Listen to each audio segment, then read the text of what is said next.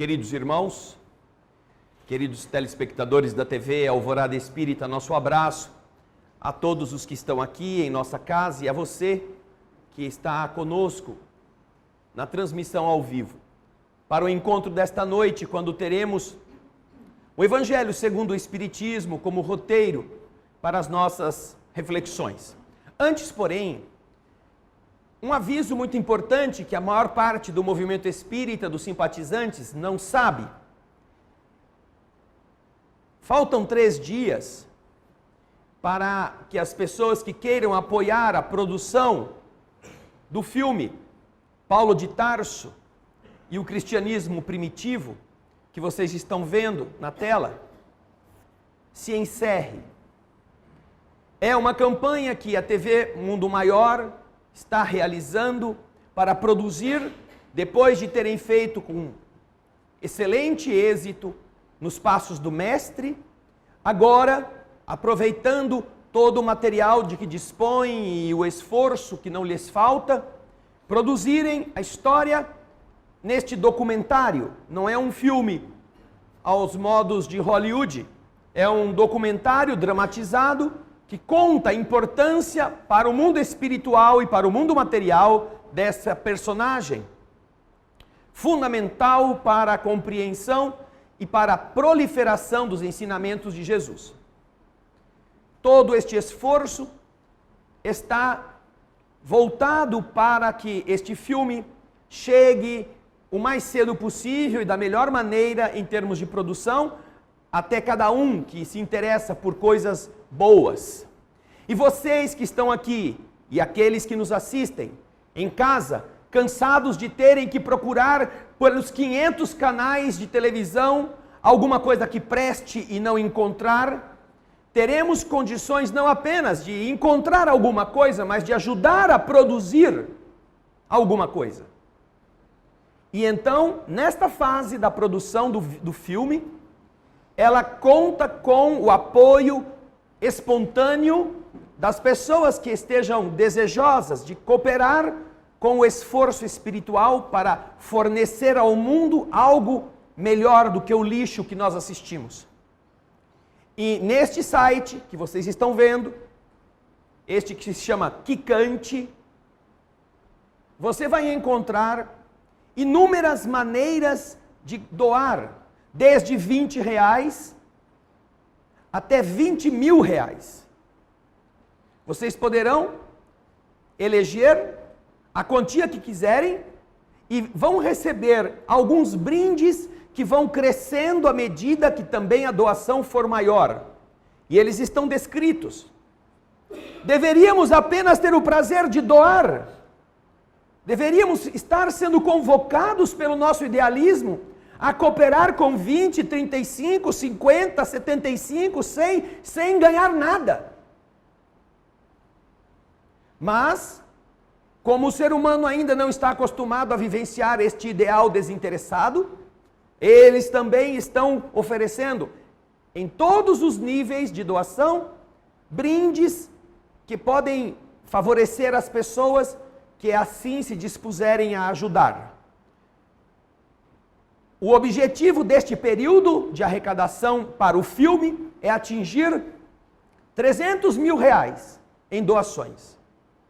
Faz 3 meses que eles estão com esta propaganda, solicitando o Facebook, na TV Mundo Maior, na programação da Rádio Boa Nova, a cooperação dos espíritas, dos simpatizantes.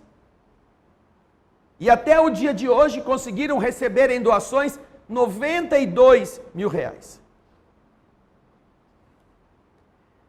Só 121 pessoas até ontem tinham doado R$20. R$20.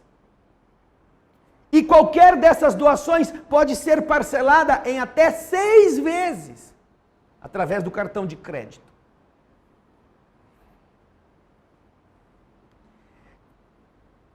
Essa realidade é mais triste do que assistir o lixo que vem pela TV. Num esforço de pessoas idealistas que não estão fazendo isso nem para ficar famosas, nem para ficar ricas. Há 3 meses estão solicitando que quem quiser ajudar possa fazer a doação. Faltam 3 dias. Certamente não vou chegar aos 300 mil. Mas qualquer um de nós, neste fim de semana, só neste fim de semana vai gastar mais do que 20 reais. Em alguma bobagem que a gente vai fazer.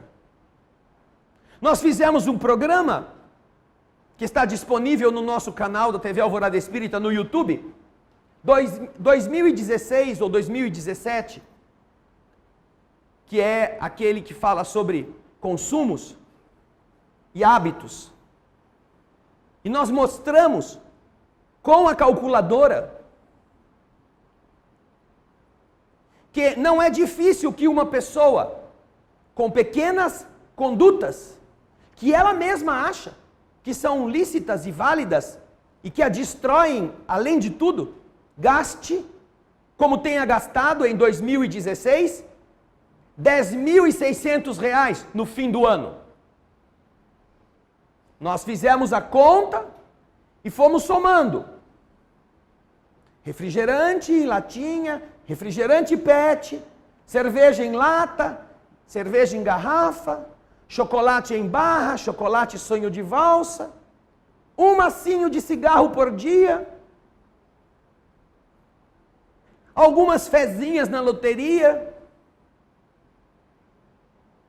somadas ao longo de 2016, correspondem a um gasto de R$10.600 inútil. Porque nada disso é fundamental para a sua sobrevivência ou é essencial para o seu estado de saúde. Ao contrário, todas estas coisas são lixos que vão destruindo o nosso corpo. Então, a gente observa como nós estamos alienados em relação ao que é importante no mundo. Gastamos em média, e isso é pouco, entendam bem, isso é pouco. Nós não colocamos tintura de cabelo, funilaria e pintura, cremes, shampoos, não colocamos cabeleireiro, não colocamos acessórios para carro, não colocamos happy hour, não colocamos jogos de futebol, entretenimentos de bailes, shows e outras porcarias que existem por aí. Nada disso foi inserido.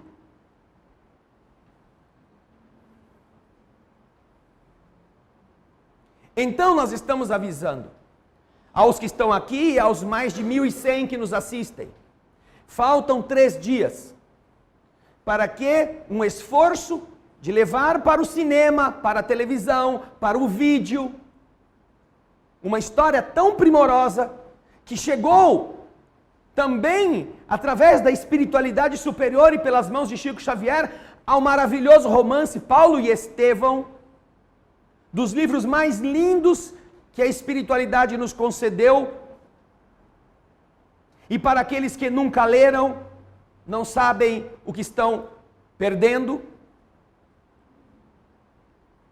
esta é uma oportunidade de também, como você vê aí, colocarmos a nossa pequena participação. E isso não se está fazendo nem com chantagem, nem com apelação, nem com promessa, nem com ameaça. Está fazendo como solicitação, como um pedido de apoio àqueles que estão fazendo um pouco mais do que cada um de nós. Se você que está aqui e você que me assiste fizeram um filme espírita, espiritualista de nobre conteúdo, venha até nós e nós estaremos fazendo uma campanha também para ver se você consegue recursos. Mas enquanto você não estiver fazendo nada desse tipo, apoie quem está fazendo. Um pastor evangélico, essa semana que passou, sofreu um atentado. Vocês viram na televisão? Sabe o que está acontecendo agora? As pessoas estão pagando até R$1.000 para pôr a mão na camisa ensanguentada dele, porque dizem que ela cura. E tem fila de gente para pagar R$1.000 para pôr a mão na camisa.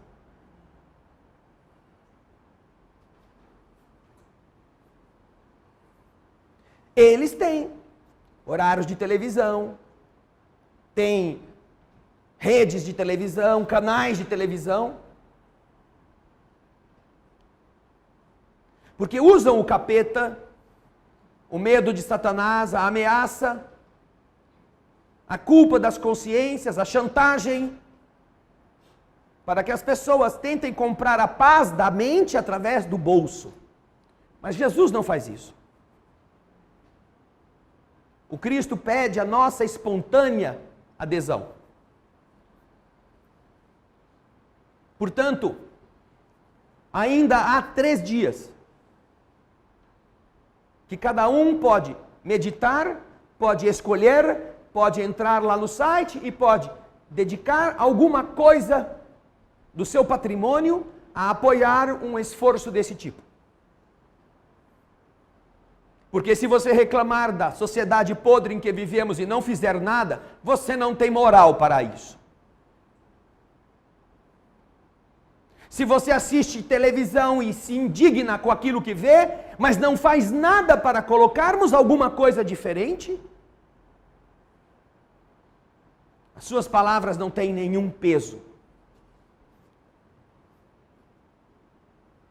E nós continuaremos vivendo num mundo podre, reclamando do mau cheiro, mas chafurdando no lodo, por gosto.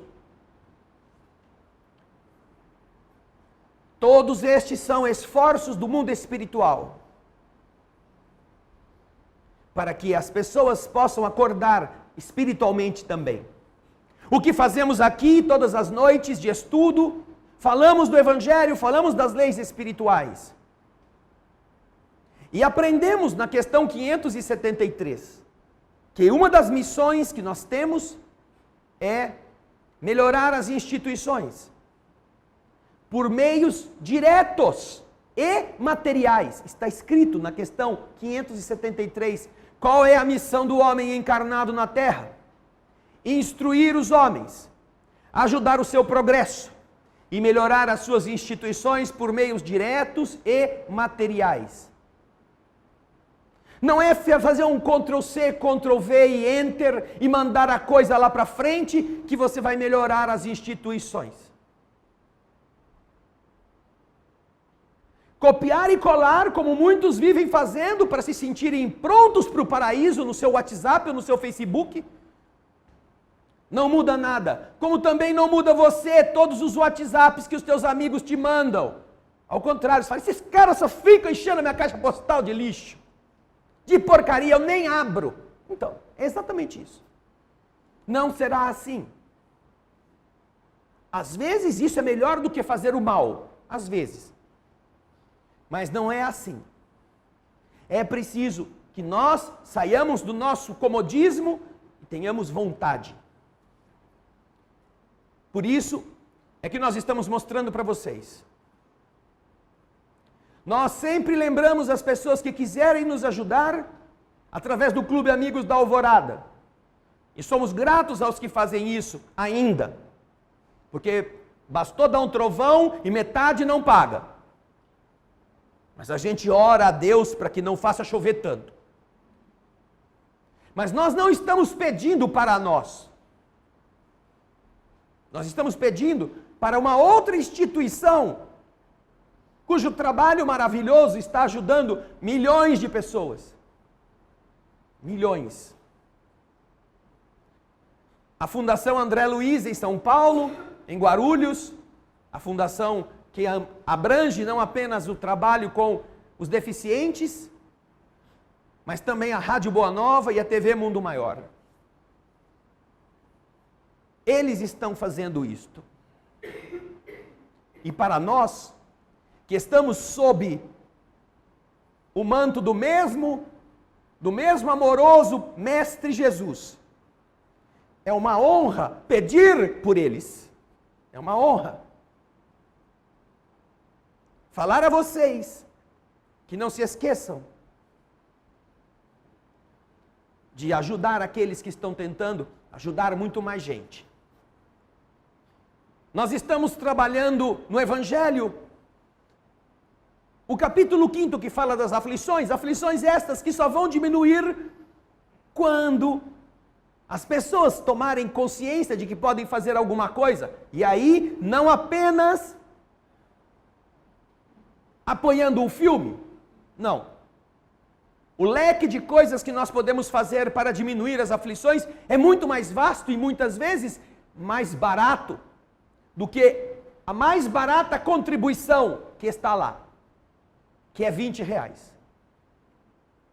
As nossas aflições poderão ser mitigadas por um esforço muito menor do que esta privação gigantesca do nosso patrimônio. Um pedido de desculpa altera o panorama da paz familiar. Um gesto de carinho representa uma diminuição dos atritos que os desgastes diários vão construindo entre as pessoas. Um pouco de atenção a alguém que está querendo contar um problema, sem você julgar o que ela tem que fazer ou dizer que ela está errada. Representa a oportunidade de você deixar que se alivie a pressão mental de uma pessoa, que não está querendo que você decida por ela, está apenas querendo contar. Está apenas esperando que você diga, puxa, eu entendo você. Não deve ser fácil. E todas estas coisas, que são muito simples, não custam nada. As aflições que o capítulo 5 do Evangelho nos apresenta são tão vastas e estão em tantos horizontes da nossa vida, que é o capítulo mais longo. De todos os 28 capítulos do Evangelho, é o mais recheado de temas.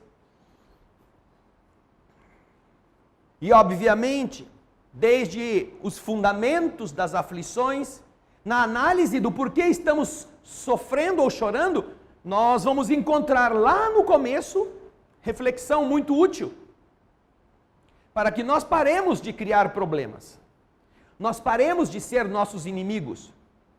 Nós deixemos que a vida faça bem para nós, ao invés de nós atrapalharmos o esforço celeste de nos amparar. Mas o tema de hoje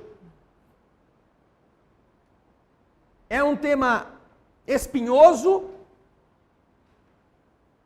e talvez de todas as aflições ali contidas, a mais pungente, a mais difícil. Aquela que significa algo que você nunca mais vai esquecer. Você perde uma namorada, perde um marido e dá graças a Deus. Perde um negócio, fica chateado, mas logo depois vai aparecer um outro. Quer comprar um carro, mas chegou alguém mais cedo que você e já comprou na sua frente, você vai ter que esperar uma outra oferta. Você tem uma enfermidade, você se incomoda com ela, mas faz um tratamento e se recupera. Faz uma cirurgia e prolonga a sua vida. Mas, quando você perde alguém que você ama, não há médico, cirurgia, carro, casa, afeto, estepe, que possa estar no lugar. E de todas as dores das perdas, aquela que é quase um castigo é quando o pai ou a mãe perdem o filho.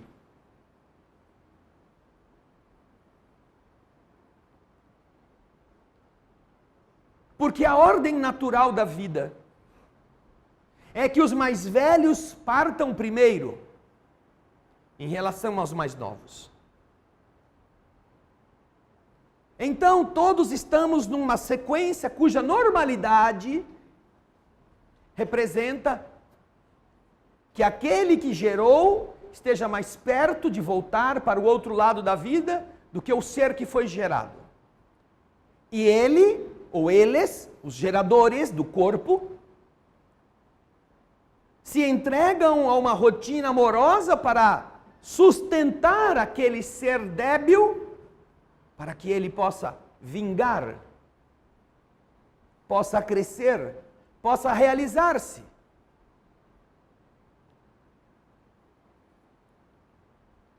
Então, quando você que fez da sua vida todo um projeto para dedicar-se a esse objetivo, você que quando jovem era uma mocinha entregue às vaidades femininas, interessada em ser cultuada pelo olhar dos homens, através das curvas que exibia, mas que o amor acabou fazendo você entregar todas as glândulas do seu corpo ao serviço de criar um ser que vai morder o seu seio para alimentar-se. Você abdicou da vaidade de ser uma mulher esbelta, de ter os seios mais lindos, para que aquele ser tivesse comida. E quando você, na condição de pai, agora tem que honrar não só o estômago da sua companheira, que por ser adulta é capaz de passar alguma privação sem reclamar, mas também agora alguém que você pôs no mundo pela demonstração afetiva e da intimidade, agora está precisando ser mantido. Você se veste daquele cavaleiro com armadura e sabe que precisa correr o mundo através das oportunidades que ele te oferece, daquelas que você cria para poder trazer para casa. A partir daí, então, vocês mudam todos os planos. A moça bonitona já não está mais tão preocupada em ser bonitona. O homem que antes queria viajar, jogar, conhecer o mundo, agora não pode. Não é que não pode, agora não quer. Há um outro objetivo. Há algo mais lindo, que vale mais a pena do que uma viagem ao redor da terra.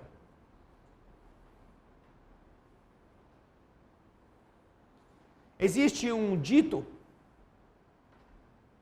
que diz assim: se você está planejando para um ano, plante trigo.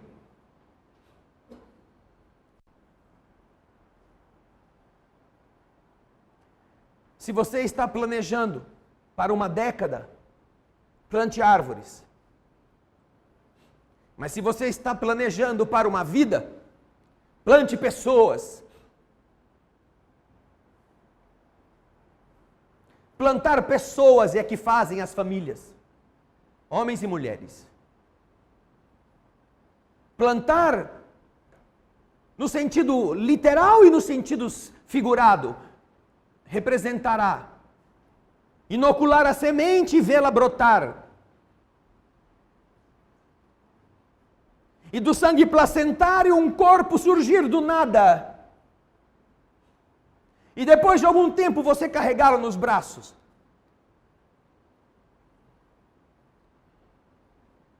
Mas plantar pessoas é mais do que isto. Plantar pessoas é fazê-las diferentes. É fazê-las crescer não só no corpo, É dar uma rotina que possa erguer uma criatura decente. E como o livro dos Espíritos nos explica, existem pais e mães que têm mais cuidado em endireitar as árvores do seu jardim do que o caráter do seu filho. Não estão plantando pessoas, estão criando bonecos para serem a serviço das estruturas fajutas de uma sociedade que se contenta com as aparências.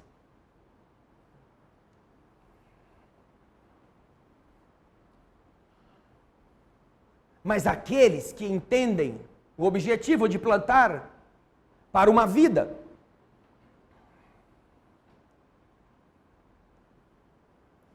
estarão cumprindo esta tarefa com o melhor que carregam no ser. Praticamente, eu acho que não há exceção, a não ser nos casos em que as pessoas não foram atendidas por pessoas que estivessem à altura de serem pais e mães minimamente decentes.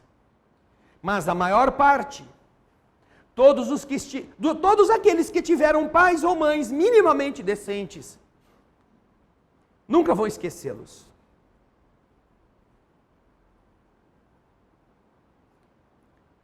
E às vezes, na falta de pais dessa forma, tem um tio, tem uma avó, tem um avô, tem uma pessoa que Deus permitiu que estivesse no papel, que te deu o exemplo, que ajudou você a tomar banho, a entender como é escovar o dente, a ver se você estava limpo. E então esta ligação entre as almas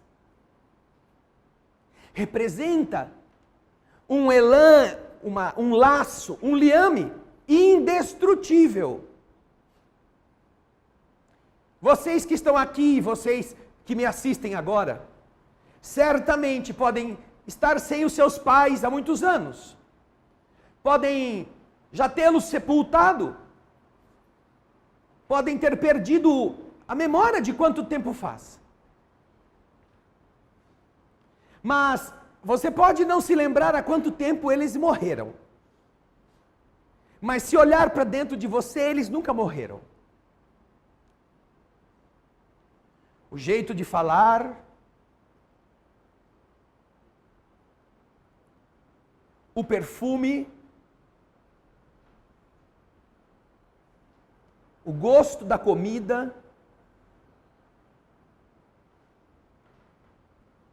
as bolas da árvore de Natal,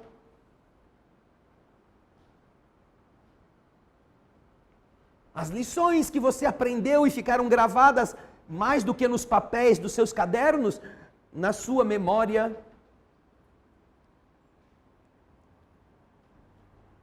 Crescem com você e te fazem uma outra pessoa. Porque representam o amor de alguém querendo que você fosse melhor.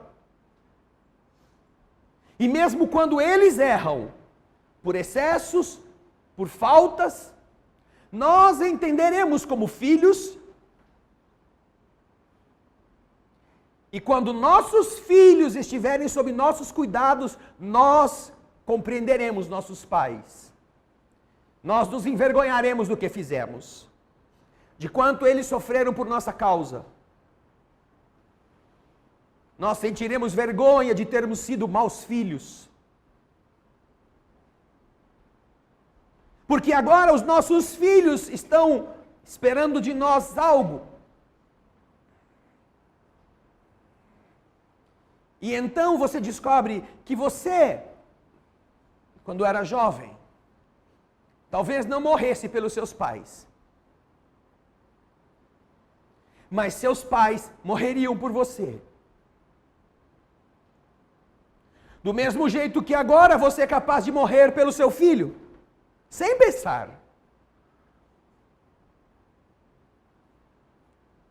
Mas seu filho provavelmente não vai morrer por você.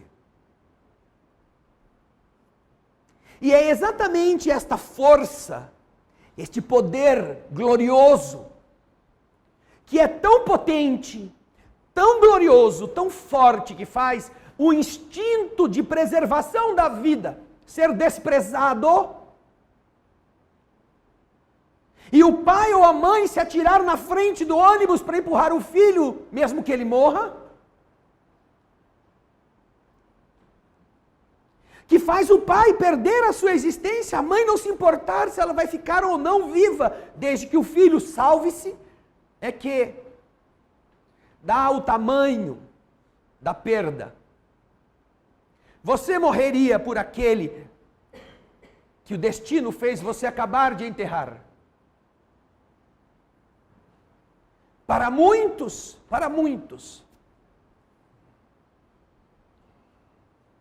a vida não tem mais sentido.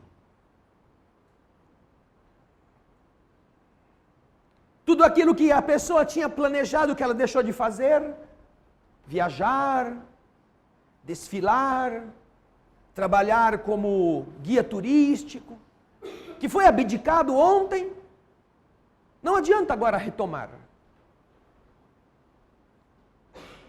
Isto não vai trazer aquele ser que você amou de volta aos seus braços. E há muito sofrimento. Um sofrimento que nós poderíamos dizer sem solução, se não houvesse uma saída. E não havia. Porque até então as religiões não tinham o que dizer para alguém que tivesse que suportar essa perda. A não ser, confie em Deus. Não se desespere. Como dizer para alguém que perdeu não só o corpo, mas perdeu todos os seus sonhos, numa situação de perda dessa natureza, que ele não fique triste?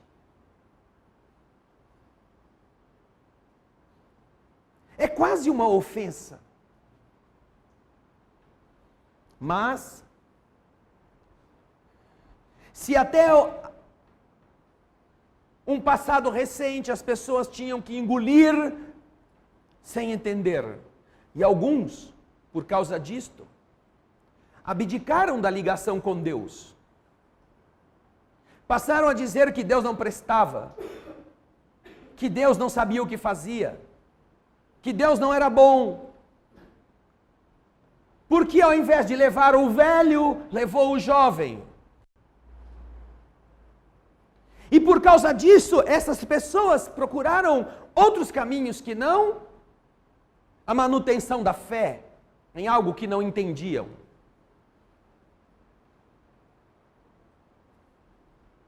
Mas esta dor não deixa de ser profunda, nem deixa de ser verdadeira. Ela é quase insanável.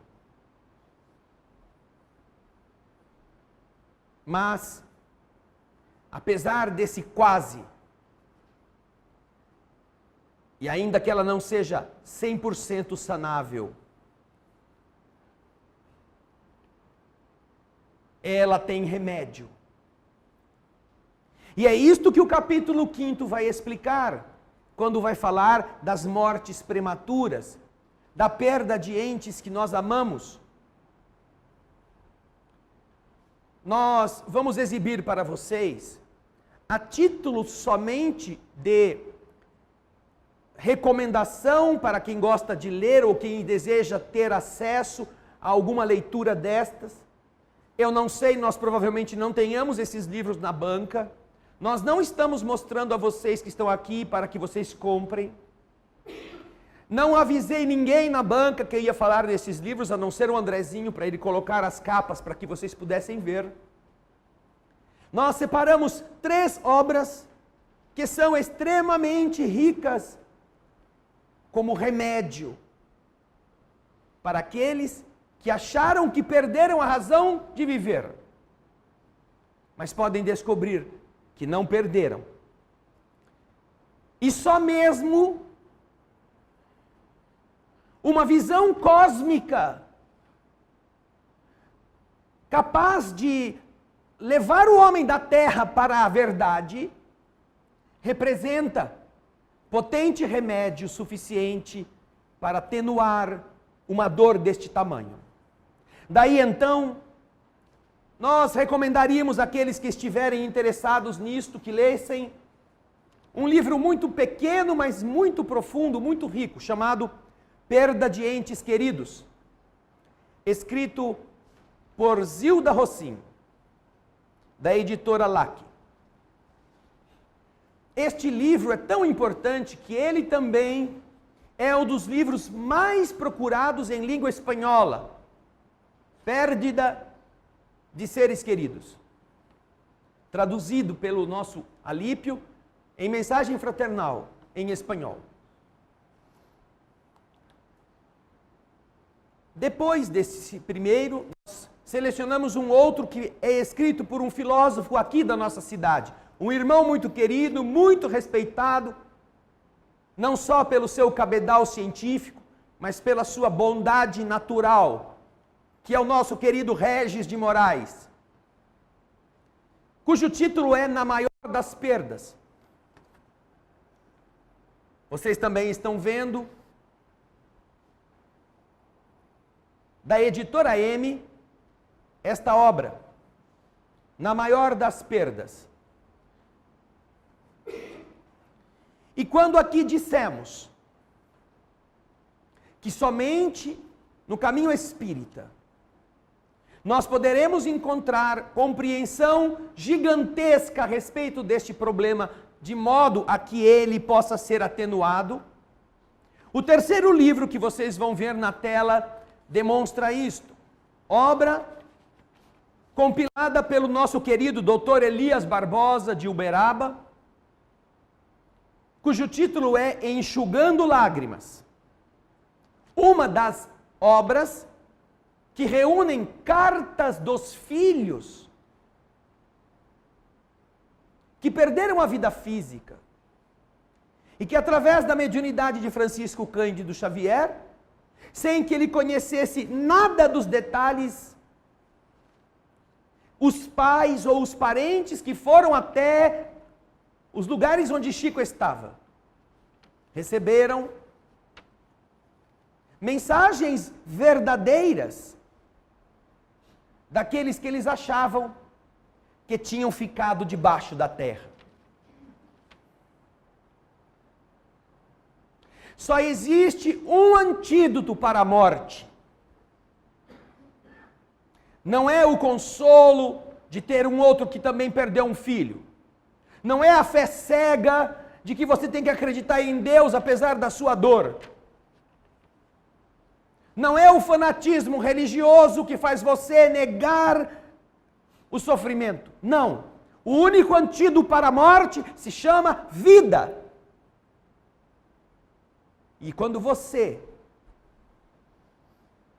que achava que tudo tinha acabado, descobre que seu filho continua vivo, que ele vem através de uma outra pessoa e nos conta com todos os detalhes como estão nesses livros. O que aconteceu?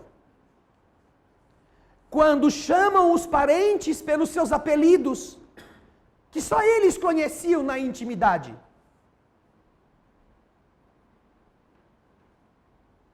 Quando falam de detalhes que nunca ninguém teve acesso, a não ser as partes envolvidas. Não existe teoria parapsicológica capaz de matar o espírito, para que pai e mãe continuem no seu carreiro de espinhos. Não.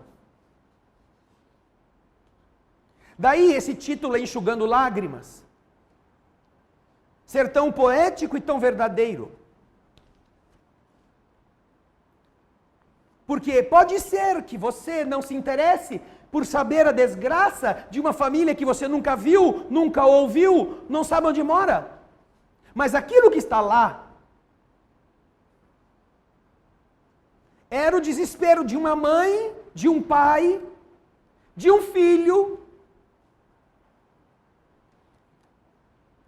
e que graças a um pedaço de papel, no qual foram escritos os detalhes que só um pai identifica no seu filho, seu coração se abranda, e a certeza de que ele não está morto devolve a você, se não a alegria de viver, pelo menos o esforço de seguir vivendo, sonhando com o dia do reencontro. E mais do que isso, se preparando todas as noites para estar com Ele do outro lado, como é possível. Não há uma religião na Terra que explique isso como você faz, mas a doutrina espírita explica, fornece, com todos os detalhes, a orientação necessária para que a pessoa possa, estando em equilíbrio, havendo autorização do mundo espiritual e havendo condições da entidade a quem amamos, encontrá-la durante o repouso físico. Nem o seu filho morreu, nem você está afastado dele.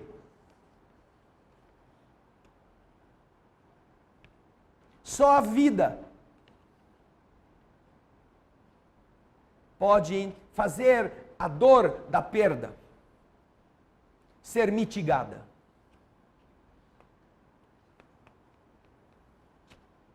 E esta vida não é novidade. Não deveria ser surpresa no cristianismo. Encontramos a vida fluindo de um túmulo vazio. Maria de Nazaré provavelmente estava arrasada depois de ter visto seu filho sofrer como sofreu. Todos os seus amigos estavam amedrontados agora que não havia mais aquele a quem seguir. E, no entanto, eis que, vivo, aos olhos de todos, surge aquele que todos achavam ter morrido. Mas não é um fantasma, não é um fogo-fato ou um lençol levado pelo vento. É um ser identificado, que ora se faz ver, ora ninguém o reconhece. Que ora entra em contato com as pessoas de uma forma normal, ora está em contato ou entrando pelos lugares lacrados.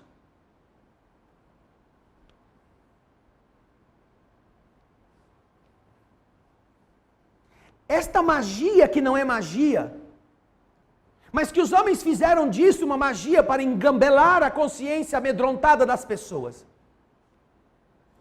é a demonstração daquilo que Jesus estava falando há muito tempo, que não existe morte. E se ele pôde estar com os seus seguidores, com aqueles que duvidaram que ele tivesse ressuscitado, imagine se ele não deve ter estado com sua mãe, aquela que chorava a perda do seu filho, com sentimentos mais profundos do que todos os que o seguiam.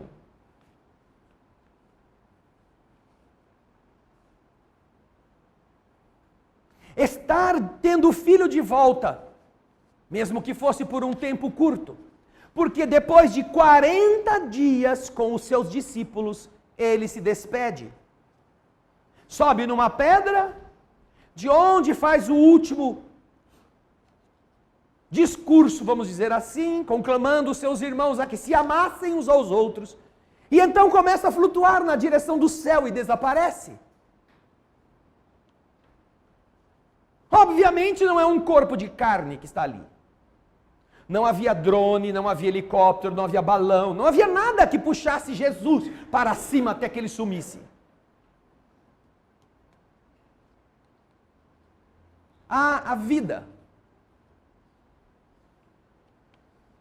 Mas por que nós passamos a cultuar a morte no lugar da vida? Porque nós vivemos fugindo das dificuldades e nunca nos preparando para estarmos adequadamente em forma.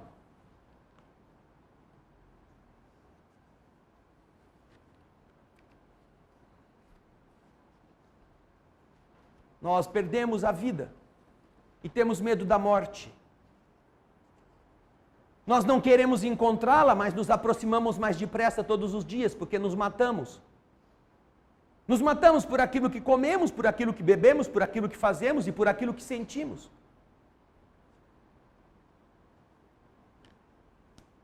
Como dizer que somos amantes da vida? Dizemos que queremos curtir a vida, desfrutá-la. Mas com a irresponsabilidade da criança que pensa que a escola é o recreio. E que pensa que a vida é o passeio turístico que a gente veio fazer aqui, para que nós saíssemos dele tão ou piores do que chegamos aqui. Tão ruins ou iguais ao que éramos antes. Quando os pais começaram, ao longo das tarefas de intercâmbio mediúnico, a receber os filhos em pedaços de papel, os próprios filhos lhes diziam: pare de chorar. Suas lágrimas, suas dores, acidificam o meu ser. Caem sobre mim como se fossem ácidos corrosivos. Eu não morri, estou vivo. Se você deseja me fazer feliz, tenha coragem de fazer alguém feliz. Me veja na figura de uma criança abandonada, me veja na figura de uma criança sem mãe. Pegue esta criança e faça alguma coisa por ela. E então, pais que perderam filhos, entendendo que os filhos nunca foram embora, começaram a amar os filhos alheios e começaram a criar creches, albergues, asilos que viessem a dar aos que estavam vivos um amor que eles queriam dar para o próprio filho, que havia encaminhado esse amor aos filhos dos outros. E então a terra começou a melhorar, da mágoa, da tristeza, do abatimento, às vezes da revolta, até mesmo da vontade de morrer de alguns adultos que não tinham mais a quem abraçar. Agora, surgiam órfãos que haviam encontrado a esperança, seres que podiam ser acolhidos para dormir em segurança, que tivessem um chuveiro para tomar banho, uma tia para orientar, algum professor para ensinar as primeiras letras.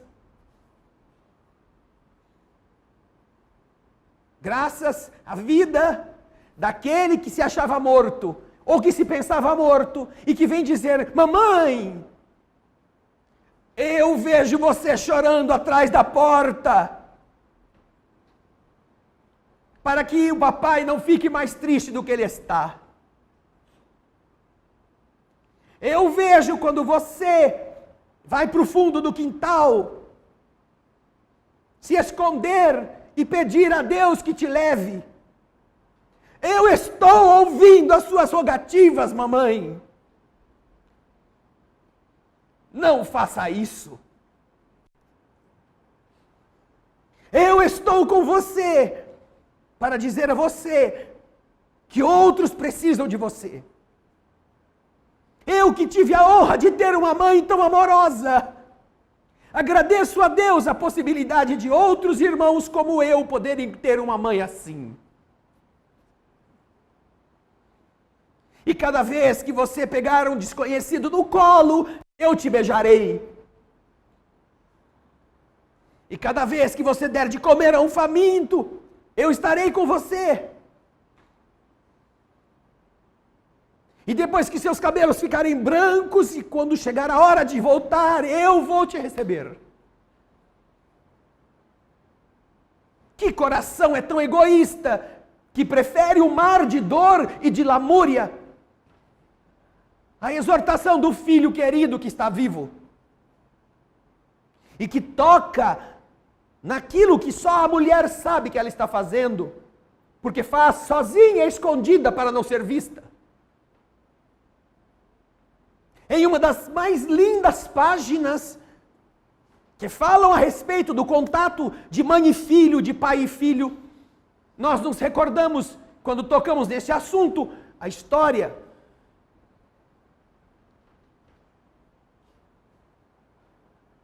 que envolve Francisco Cândido Xavier, que era esta antena mais sensível que a Terra teve modernamente para esse tipo de contato.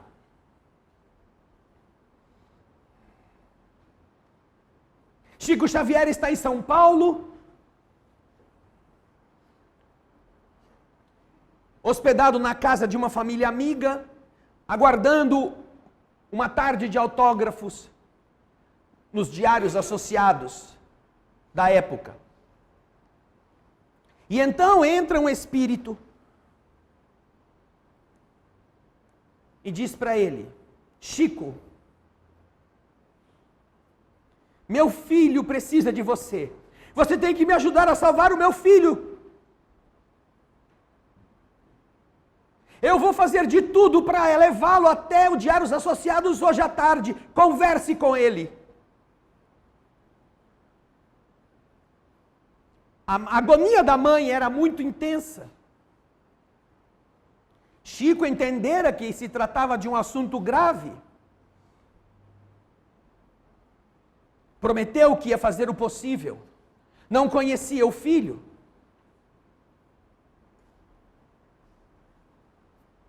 Mas chegou o horário, foram para os Diários Associados, e ele então está no ambiente, conversando com as pessoas em grupinhos, quando chega um rapaz que ele nunca tinha visto, e o rapaz nunca o tinha visto.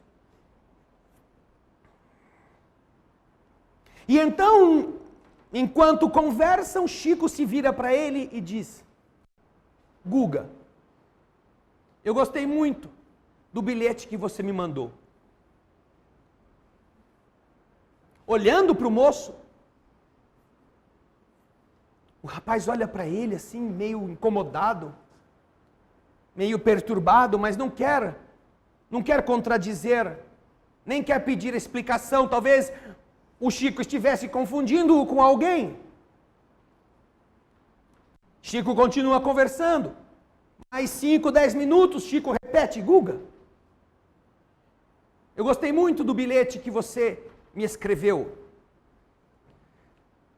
Ele fica assim, mais ainda atarantado. Esse homem já está ficando velho. Ele pensa consigo mesmo: esse homem deve estar meio lelé da cuca, eu nunca vi esse cara, como é que eu posso ter mandado o bilhete para ele? Quando o Chico diz, depois de um tempinho, de novo, pela terceira vez, ele não aguenta, diz: o senhor me desculpe, mas eu não sei quem é o senhor, eu nunca escrevi nada para o senhor. Aí, sorrindo, com o jeito mineiro que ele tinha, ele disse: não, meu filho, não sou eu que está dizendo isso para você. Então, quem que é? É a sua mãe. A sua mãe está dizendo que ela ficou muito feliz com o bilhete que você mandou para ela. Ela está dizendo, e aí estava todo mundo parado ouvindo aquele diálogo naquele momento. A sua mãe está dizendo que quando ela foi ser enterrada, no velório que estava acontecendo, provavelmente no Teatro Municipal, antes de fechar o caixão, você dobrou um bilhete que você escreveu e que dizia o seguinte: mãe, vai em paz, que aqui a gente se vira. E você dobrou e colocou debaixo da cabeça dela, sem que ninguém soubesse o que estava escrito.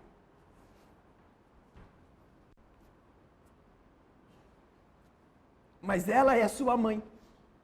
ela sabe. A altura, não só o rapaz estava chorando, mas todos os que estavam ouvindo isso estavam chorando, porque as lágrimas abundantes do filho demonstravam que de verdade havia ali fundamento para ele estar daquele jeito. E ele começa a contar: isso é verdade, só eu sei, fui eu que escrevi. Quando o caixão da minha mãe foi fechado, eu fui o último que esteve com ela. E ninguém mais se aproximou. Eu coloquei esse bilhete debaixo da sua cabeça. Sua mãe, Cacilda Becker, a conhecida atriz do teatro brasileiro, foi enterrada logo depois. E aí ele começa: eu estou desesperado, eu estava desesperado e só minha mãe podia me ajudar. Então, ontem, eu estava em cima de um viaduto, porque eu ia me jogar. Mas antes de eu me jogar de cima do viaduto, eu fiz uma prece para minha mãe e falei com ela: mãe, me ajuda! Me ajuda, mãe! Mas não demore, porque senão vai ser muito tarde. Então o Chico entendeu por que a mãe estava tão desesperada naquele dia, na véspera. Precisava salvar o seu filho do suicídio. E ele, que não tinha nenhuma crença em nada, ele que estava se sentindo sozinho e abandonado, ainda mais pelo coração generoso da sua mãe, teve a sua mãe de volta, naquela tarde. Que mistério pode existir na mente de um filho que escreve um último bilhete que só ele sabe? Nem a sua mãe leu o bilhete enquanto estava viva. Lacra-o nas suas mãos e coloca debaixo da cabeça dela, do seu corpo endurecido. E a mãe, palavra por palavra, soletra o que está escrito no bilhete. Como não ter a mãe de volta? Como não sentir que existe vida? Como não encontrar Jesus andando e dizer: Senhor, deixa eu pôr as minhas mãos nas tuas chagas, porque eu sei que você está vivo.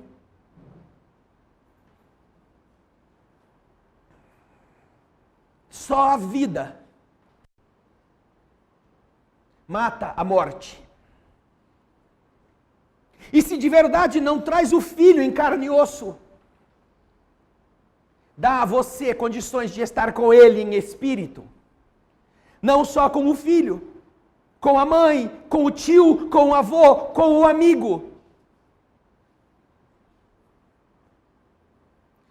De tal maneira que pode parecer estranho para alguns que na doutrina espírita não existe a palavra morte. Porque esta palavra, herdada de todos os nossos ancestrais, vem carregada de todo um sinistro presságio, um funéreo sentimento, um buraco sem fim, onde são jogadas as esperanças. Não, não é assim. Não existe a morte. E então os espíritos e o próprio Allan Kardec, ao invés de dizer morte, prefere escolher a palavra desencarnação. Porque quando nós vamos como espírito ter um novo corpo, nós vamos encarnar. O espírito é o espírito. O corpo é a roupa. Quando você, toda manhã, se levanta, toma o seu banho e vai se preparar para o dia de trabalho, você está nu e escolhe uma roupa para vestir. E então aquela roupa vai ficar com você pelo período do seu dia. Mas a roupa não é você. Ela apenas te protege, ela apenas te reveste.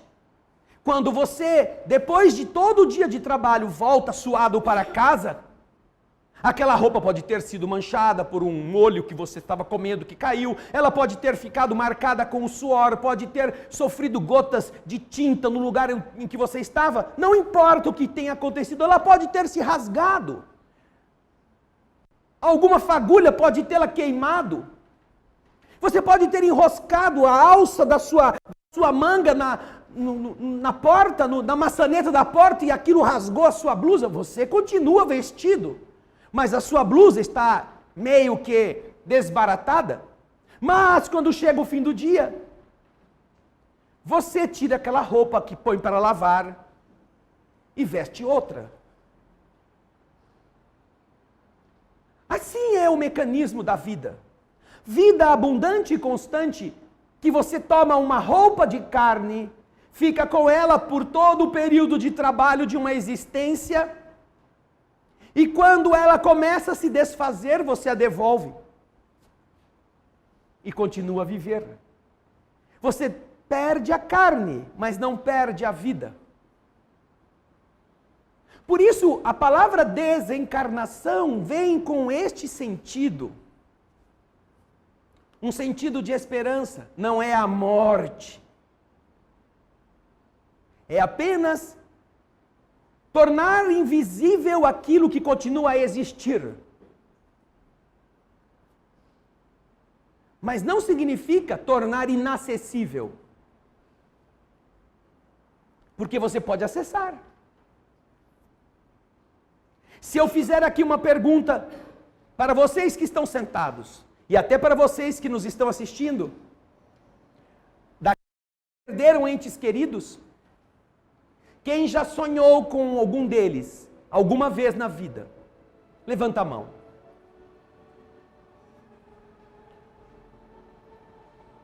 É unânime.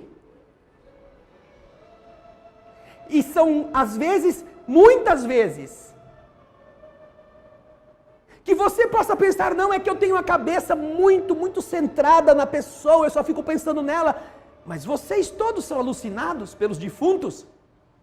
Vocês não têm outra coisa para fazer, a não ser ficar pensando? Vocês vão todo dia no cemitério, vão todo dia na lápide, ficam lá, eu quero sonhar, eu quero que você venha, eu quero ir com você. Não, você esquece. Você está seguindo a sua vida. Agora você está se dedicando aos seus filhos, agora está dedicando ao seu trabalho, e de repente, ou você está agoniado, ou vai passar por um problema, ou você vai ser necessário receber ajuda. E então você sonha.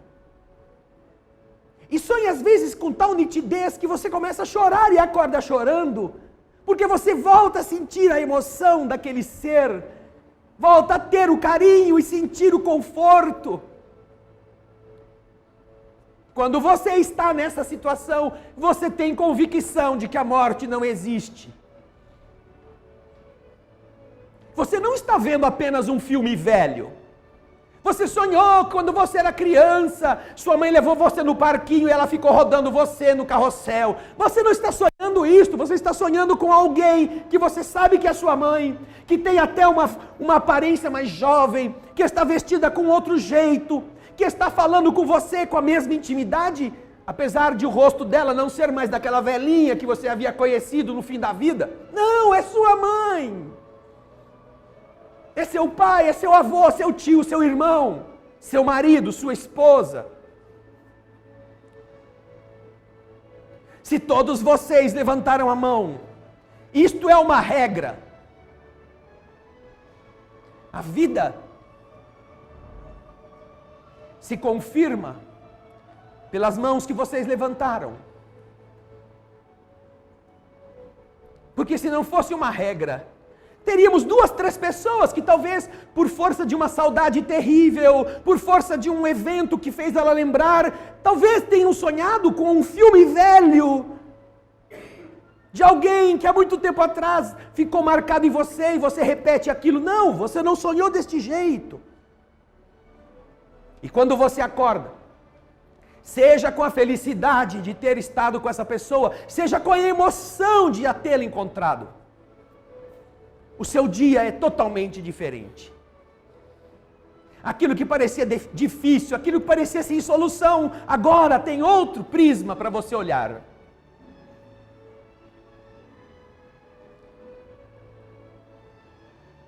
E é isto que enxuga lágrimas, que dá a convicção de que você não precisa morrer para encontrar aqueles que vocês pensam que partiram. A melhor maneira de estar com eles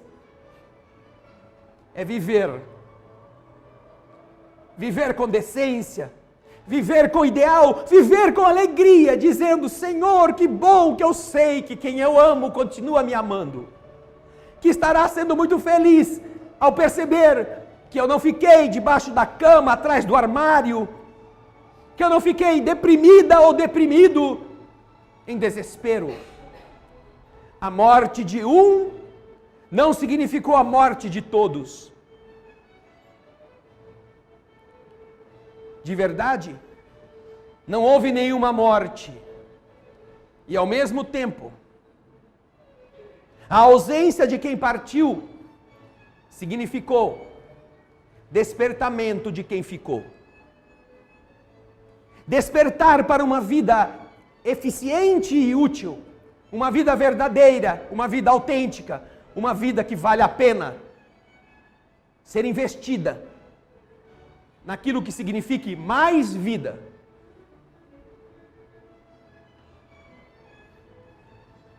Infelizmente,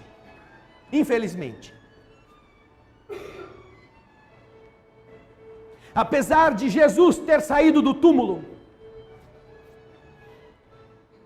a única religião cristã que eu conheço que medica a morte com a vida é a doutrina espírita. Seja porque fala a sua razão para você compreender a lógica da vida, seja porque dá voz aos que estão vivos do outro lado, para que você saiba que é verdade. E então, quando isso fica dentro de nós, já não precisamos mais sofrer. Teremos saudade. E a saudade vai nos fazer chorar de vez em quando. A saudade vai nos fazer relembrar daquilo que era mais fácil quando a pessoa estava perto. Mas essa saudade não é o fim. Não é o desejar morrer também. Esse é apenas um hiato, é apenas um respiro. É apenas um staccato na música, para que a música prossiga. Porque nós estamos todos condenados à vida. Se existe um consolo, este é o maior de todos. A bondade e o amor de Deus não condena o seu Filho ao fim, condena todos nós ao eterno manter-se, ao eterno crescer, ao eterno ser feliz e fazer feliz. E quando você entende isto, você não apenas olha a tumba, a cova, o caixão de outro jeito. Não. Você olha na sua família, você olha aqueles que estão hoje na sua casa, e você pensa: eu acho que eu já fui filho deste. Eu tenho tanto carinho por este que eu acho que este que é meu filho já deve ter sido meu pai.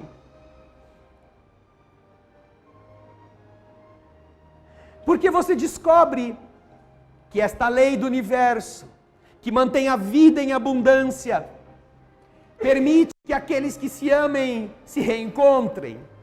Nas inúmeras viagens para a escola, você não viaja sozinho. Você mora com alguém que já viveu com você. Você está na companhia de alguém que já foi ou seu pai, sua mãe, seu filho, seu irmão. E se você tem algum antagonismo ou alguma irritação que não tenha remédio, é justamente por isso que você vai encontrar o motivo de estar ali. Do mesmo jeito que você pode estar com aqueles com quem você já se entendeu, você também encontra aqueles que deixamos abandonados no meio da estrada. Você encontra do seu lado a oportunidade de abraçar aquele que você não gostava, que agora é seu irmão, agora é aquele que vai estar nos seus braços. E é isso que às vezes gera os conflitos de pessoa a pessoa, dependendo da maneira como elas entendam a vida. Somente isto explica o antagonismo gratuito ou a simpatia fácil entre aqueles que estão vivendo juntos. E se isto é algo áspero, agradeça a Deus, porque você pode corrigir a aspereza agora, aguentando, tendo paciência, conversando sobre estes temas do Espírito, inoculando nas crianças a noção de que ela nunca vai morrer e que nós todos vamos nos reencontrando ao longo da estrada. Para que quando chegar a adolescência, a juventude e aquelas lembranças arquivadas no inconsciente brotarem na mente e a pessoa ficar irritada com a sua voz, ao mesmo tempo ela sinta gratidão por aquilo que você fez para ela quando ela era pequena, pela confiança que você lhe deu. Pode ser que agora a maturidade esteja fazendo o conflito surgir na personalidade que está desabrochando. Mas se você semeou carinho, se você deu a ela o ambiente para que ela fosse feliz e confiasse em você, ela pode ter um momento, como acontece com muitos adolescentes, um momento de fúria, um momento de raiva, de irritação. E depois vai para o meio da rua ou vai para andar por aí sem rumo. E lá dentro dela se recorda que quando tinha medo do trovão, corria para a cama da mãe ou do pai. Quando passou um dia por problema, o pai foi lá e o acolheu. Quando estava doente, quando foi operado, o pai entrou na sala de cirurgia e segurou a mão dele até o fim. Como eu podia ter falado aquilo para meu pai, que foi tão bom comigo? A nova vida vai se decalcando sobre a velha. E aquilo que era antagonismo, passado o furor da tempestade, desse redescobrimento de si próprio, se acalma na maturidade, que agora admira o velho, a velha, reconhece quantos sacrifícios fizeram, como foram bons. Que coisa mais linda pode existir do que criar um laboratório amoroso para refundir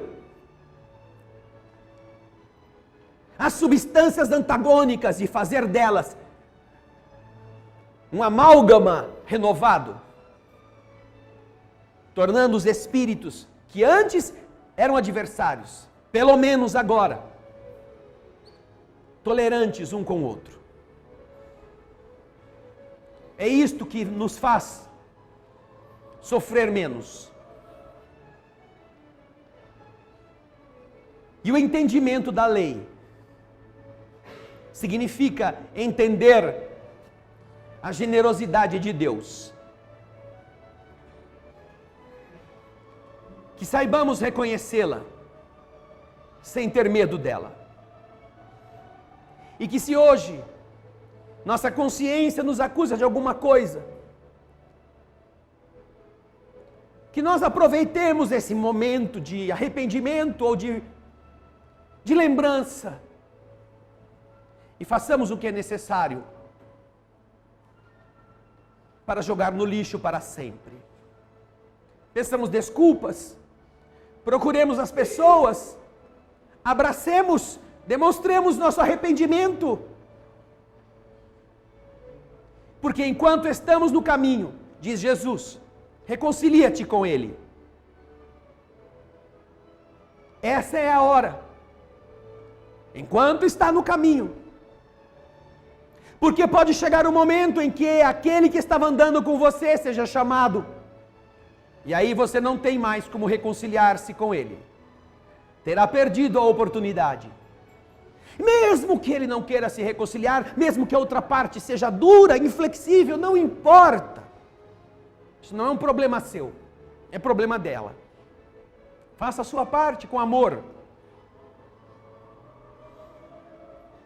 Que diante da lei do universo esteja escrito: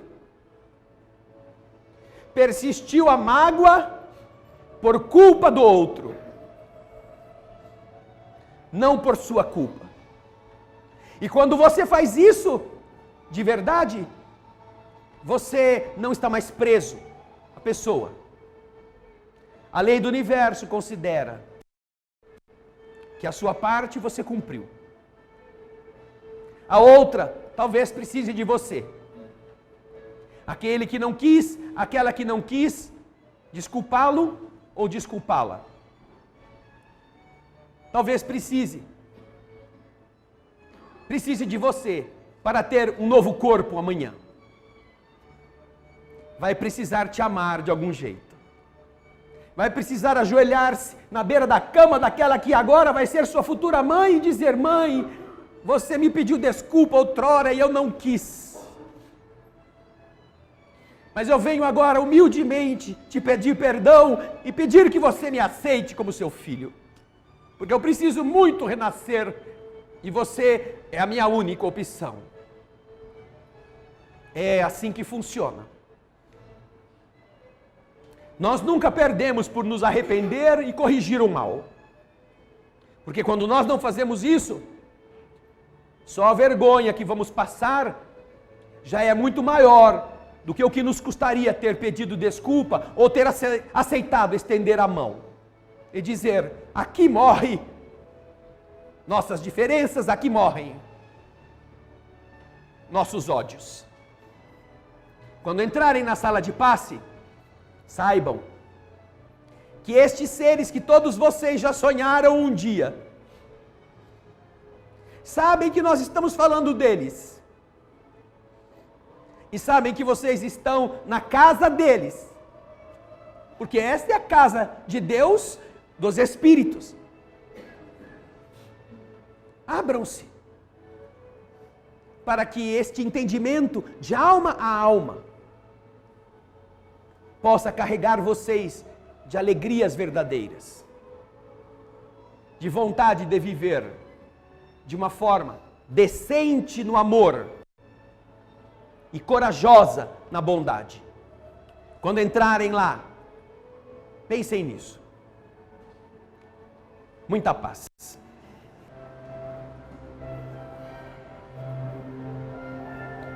Obrigado, Jesus. É com muita alegria que mais uma vez levamos a oração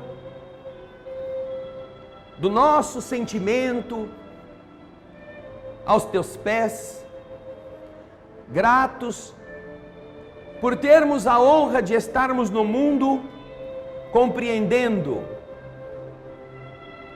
a missão que realizaremos nesta vida. Uma que não é necessariamente conquistar bens, apesar de eles serem importantes, embonecarmos-nos com aparências atraentes, mesmo que não haja no desejo estético de harmonizarmos-nos nenhum pecado. Nós estaremos vivendo no mundo com um objetivo que está acima dessas rotinas para as quais já estamos preparados. Nós sabemos lutar para sobreviver Nós sabemos, inclusive, revidar ofensas. Nós somos doutores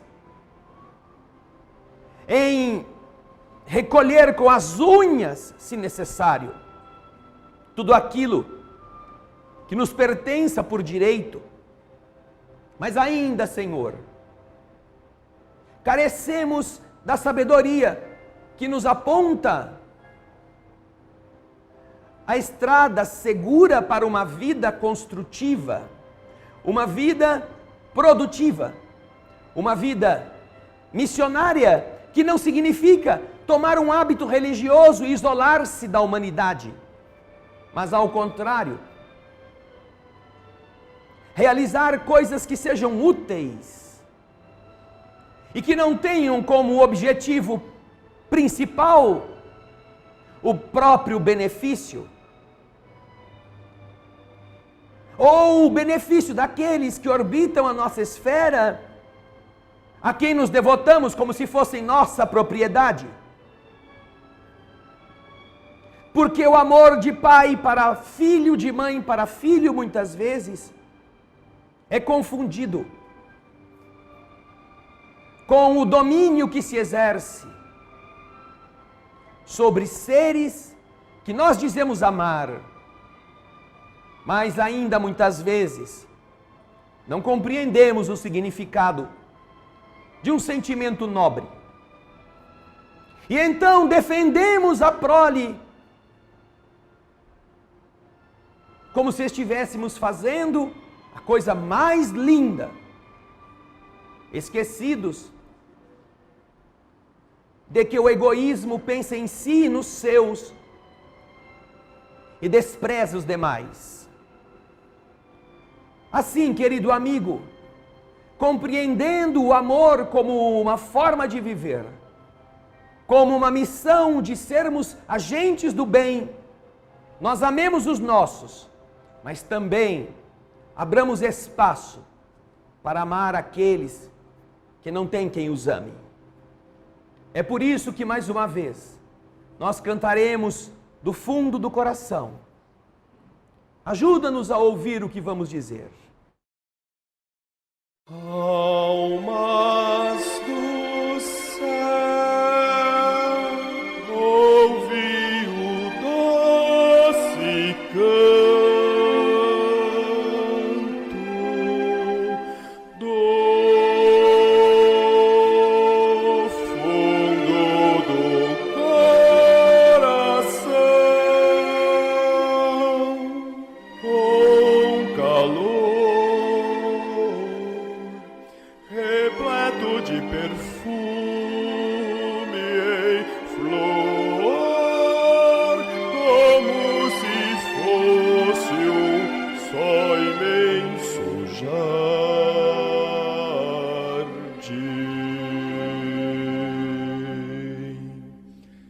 É a voz do bem que o Cristo